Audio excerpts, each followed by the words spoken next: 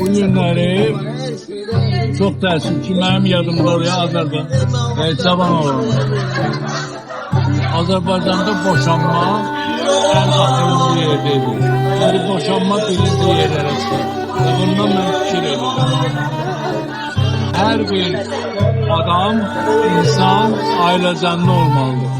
Cümleden bizim millet, Azerbaycan büyükleri ailecanlı olurlar. Ve burada ben gördüm ki garip yerde Azerbaycanlı aileler ne kadar bizim Türkiye'nin yumruğu şimdi. Ona bakıyorlar. Ama arzu ederim ki eğer aile kurmama kiminse potansiyel imkanı yoksa o kurulmasın. Kurduysa o ölene kadar da o.